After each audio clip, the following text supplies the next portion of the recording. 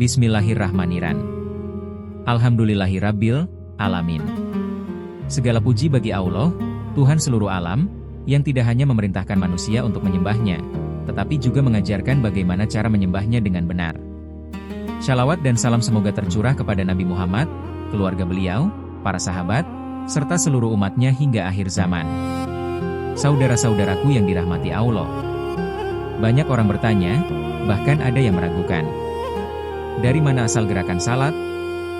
Siapa yang menentukan rukuk, sujud, duduk, dan berdiri? Apakah gerakan salat buatan manusia?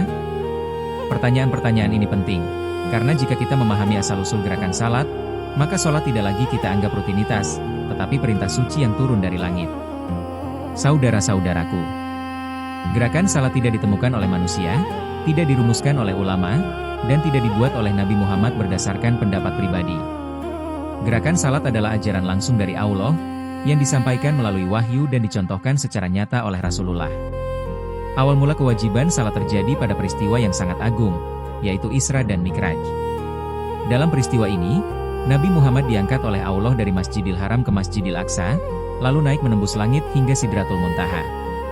Dalam peristiwa inilah salat diwajibkan langsung oleh Allah, tanpa perantara malaikat Jibril seperti wahyu-wahyu lainnya. Para ulama menjelaskan bahwa ini menunjukkan kedudukan salat yang sangat istimewa. Jika ibadah lain turun ke bumi, maka salat justru diperintahkan di langit. Pada awalnya, Allah mewajibkan salat sebanyak 50 kali sehari. Namun atas rahmat Allah, setelah Nabi Muhammad kembali beberapa kali menghadap, kewajiban itu diringankan menjadi 5 waktu, tetapi dengan pahala tetap seperti 50. Ini diriwayatkan dalam hadis Sahih Bukhari dan Muslim. Saudara-saudaraku, lalu muncul pertanyaan, bagaimana dengan gerakannya? Disinilah peran sunnah Nabi Muhammad menjadi sangat penting.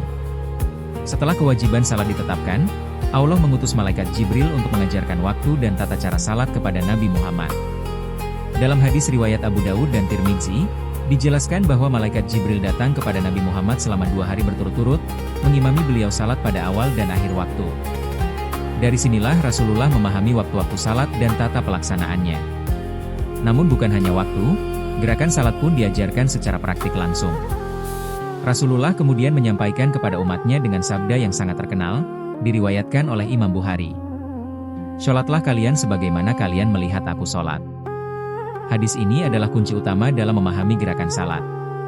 Artinya, seluruh gerakan salat yang kita lakukan hari ini, berdiri, rukuk, sujud, duduk di antara 2 sujud, tasyahud, semuanya berasal dari contoh langsung Nabi Muhammad, yang beliau terima dari wahyu Allah.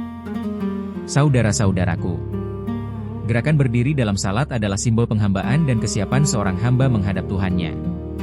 Dalam keadaan berdiri, kita membaca kalam Allah, yaitu Al-Quran. Ini menunjukkan bahwa manusia berdiri dengan kehormatan, tetapi tetap dalam posisi hamba. Gerakan rukuk adalah bentuk merendahkan diri. Punggung dibungkukkan, kepala direndahkan, seolah-olah mengatakan, "Ya Allah, aku tunduk kepada MU." Para ulama menjelaskan bahwa rukuk melatih manusia untuk menundukkan kesombongan. Gerakan sujud adalah puncak kehambaan. Dalam sujud, bagian tubuh paling mulia, kepala, diletakkan di tempat paling rendah, yaitu tanah. Rasulullah bersabda dalam hadis riwayat Muslim, bahwa seorang hamba paling dekat dengan Allah adalah ketika dia sujud. Ini menunjukkan bahwa gerakan salat bukan sekadar fisik, tetapi bahasa tubuh kehambaan. Gerakan duduk di antara 2 sujud mengajarkan keseimbangan antara harapan dan permohonan. Kita meminta ampunan, rahmat, rezeki, dan petunjuk. Ini adalah momen dialog seorang hamba dengan Allah. Sedangkan tasyahud adalah bentuk pengakuan keimanan. Di dalamnya ada kesaksian, shalawat kepada Nabi Muhammad, dan doa.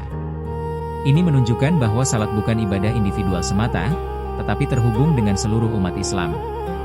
Saudara-saudaraku, tidak ada satupun gerakan salat yang sia-sia. Semuanya memiliki makna ruhani dan telah dicontohkan langsung oleh Rasulullah. Para sahabat meriwayatkan gerakan salat Nabi dengan sangat teliti, bahkan hingga posisi jari, arah pandangan, dan ketenangan dalam setiap gerakan. Dari sinilah para ulama menyusun fikih salat, bukan dengan akal semata, tetapi berdasarkan Al-Quran dan hadis sahih. Jika ada perbedaan kecil di antara mazhab, itu bukan karena salah tidak jelas, tetapi karena perbedaan riwayat dalam hal-hal cabang, sementara pokok gerakan salat tetap satu dan sama. Saudara-saudaraku yang dirahmati Allah, maka ketika kita berdiri dalam salat hari ini, sesungguhnya kita sedang melakukan gerakan yang diajarkan dari langit, diturunkan kepada Nabi Muhammad, lalu diwariskan kepada umatnya hingga hari kiamat. Salat bukan ritual kosong. Salat adalah warisan wahyu. Salat adalah hubungan langsung antara hamba dan Allah. Semoga setelah memahami asal-usul gerakan salat ini, kita tidak lagi salat dengan tergesa-gesa, tidak lagi salat tanpa penghayatan, dan tidak lagi meremehkan salat. Semoga Allah Subhanahu wa Ta'ala menjadikan salat kita hidup, bermakna, dan diterima di sisinya. Wallahu a'lam bishawab. Wassalamualaikum warahmatullahi wabarakatuh.